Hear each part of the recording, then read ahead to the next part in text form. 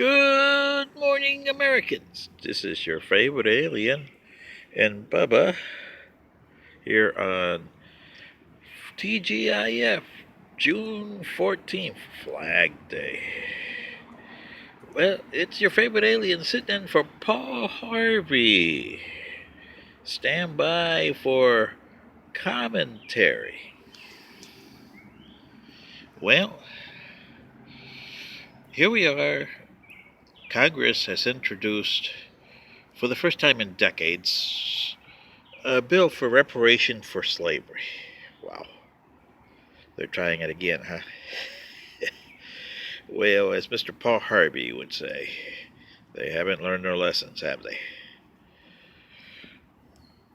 And you haven't understood that slavery was something that was inherited by the nation. You didn't address it in the Constitution anywhere. You didn't correct it when you did abolish it, or so-called abolish it. You haven't corrected it anywhere in the Constitution. So you see, reparations is not the problem, but that's a different story. Also, you tried reparations for the Japanese during World War II. How did that go? Lousy, didn't it? It didn't do a thing. You can give money to people. That doesn't do a thing. And today's commentary is on one Samuel Alexander Mudd. Remember when you were a kid, especially baby boomers that were, in their kids, let's say 10, 12, 60s and 70s, around there, and everybody used to tell you, your name is Mudd, and you never understood why? It was because of Samuel Alexander Mudd, and I'll get to him in a second. But here we are. We've done pardons to everybody here. The presidents have done pardons to people left and right. Heck, even one president got pardoned himself, Richard Nixon, for high crimes and misdemeanors, almost being impeached. He got pardoned, and he got a state's funeral after he resigned the presidency. So, this is what I don't understand, Americans. If he got pardoned and got a state's funeral, why has Samuel Alexander Mudd didn't get his rightful exoneration?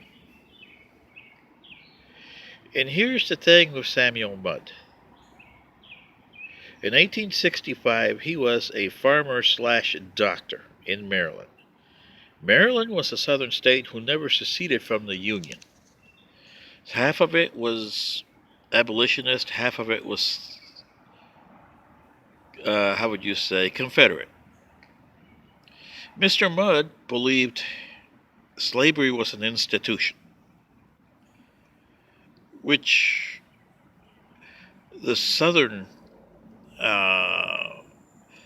people, some of them believed that. Most of them believed that it was a business.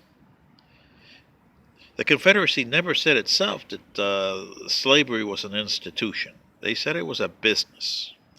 But Samuel Mudd owned slaves because he had a farm. And even though the war ended in 1865, I can tell you that my grandfather's family, 80 plus years later, and 100 years later, still had that kind of thinking. And they're from Maryland. Today, do they have that kind of thinking? There must be a few that do. I haven't been to Maryland in decades. But I can assure you that some do.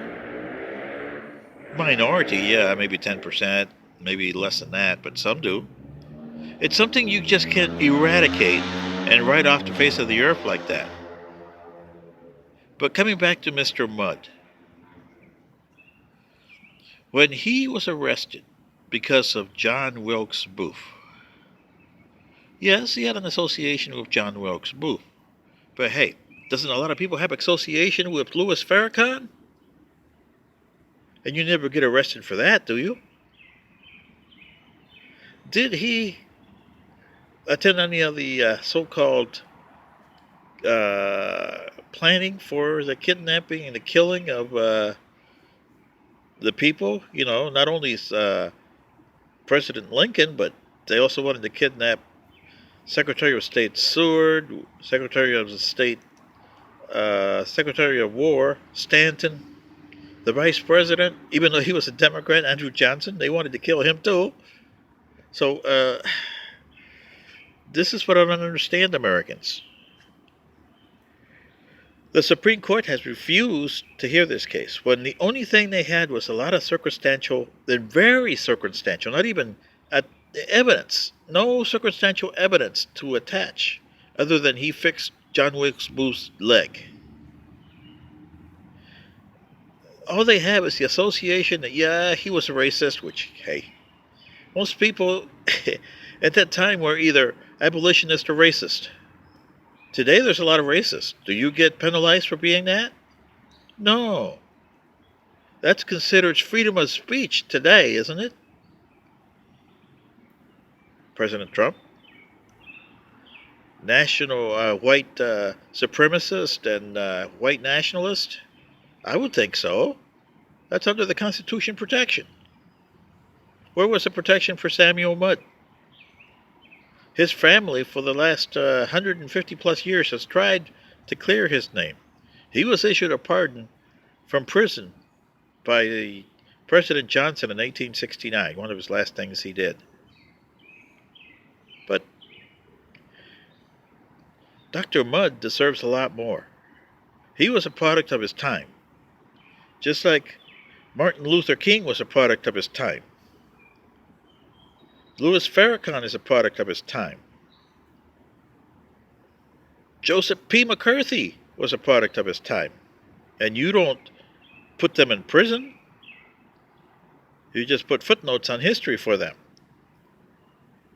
So this is your favorite alien sitting in for Paul Harvey, saying, Supreme Court, Congress, and the President of the United States, where is your human compassion?